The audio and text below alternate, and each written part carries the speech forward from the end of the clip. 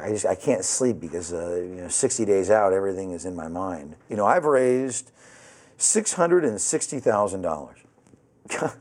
I've raised more money in this congressional campaign than I've made in my entire military life. And the powers that be still think that I'm a fundraising failure.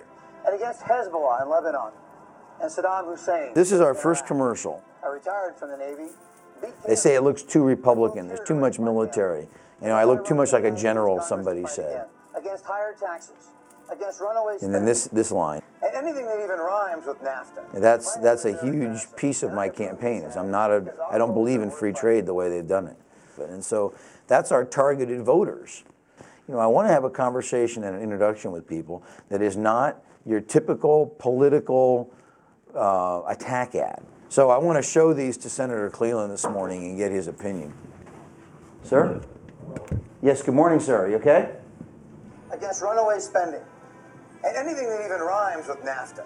My name is Eric Massa, and I approve this ad because our homes are worth fighting for. You got to go after the incumbent. Right. You're the challenger. He's going to come after you. You got to go after him. You got to fight back. Okay. With warm and fuzzy in a killer environment where the sharks are after you and there's blood in the water, it just kind of passes by. Sure. It's got to be all red meat. Good. And going after him.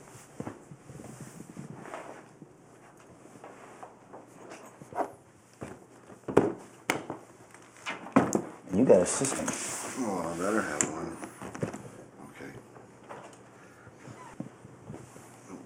Nope. Like this. Okay, so it pushes up. Okay. All set, guys?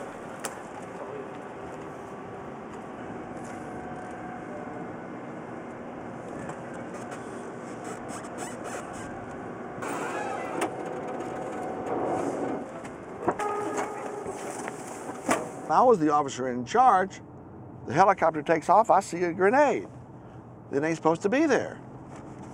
So I went for it. I had the M16 in my left hand, swung it around to the left, and I reached down, I was 5 inches from it, and it blew up.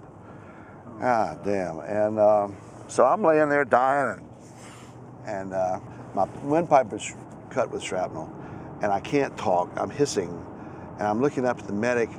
I'm bleeding, I'm dying. And I said, do you think I'm going to make it? He said, well, you just might. Which means, okay, we'll flip a coin here, Cleland, whether you're going to live or die. So, going through Vietnam the first time was tough. But going through this Vietnam has been hell because it has triggered all those emotions, all those memories, all those feelings of young life blown away. My God,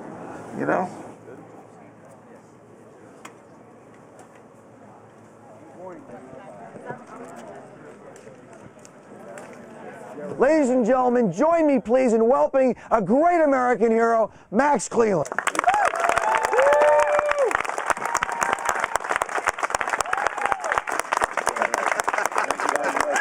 Let's hear it! Let's hear it! Thank you. Well, I see we have 2 or 3 Marines, therefore we are surrounded. An army. You got it. You got it. I was honored to be head of the VA for 4 years in the wake of the Vietnam War. This is no time to cut the VA budget quietly. Every veterans organization in Washington, D.C., and there are more than 30 of them, know that they're $1 to $3 billion underfunded just in terms of current services. But now we've created over 1 million Iraq and Afghan veterans. What are we going to do when they come home? When we're shutting VA hospitals and we're thinking about closing this one. That is a moral crime to think that way. And we're going to send Eric Massa to Congress to make sure that never happens to our country. There you go. God bless you. I was in the service from 65 to 73 overseas. Wow. All of the almost 10 years I spent abroad, either in Asia or in Europe. Good God. Give me a hug, man. Oh, you better believe it. I love you. I'm a registered Republican, but I told many of the people I want my vote back from Bush. Wow. How you doing, my brother? Can I get a hug? You sure can, anytime. Love you, man. Love you too, brother. Yeah. Welcome home. Welcome home. All the way.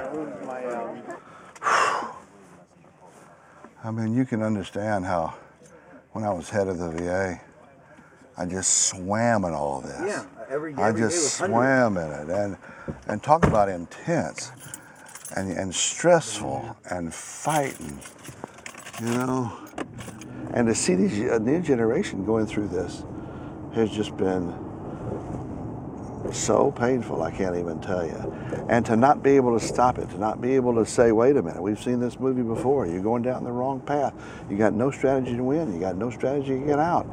You know, you don't have enough troops in there to secure the population. I mean, my God, it's Vietnam all over again.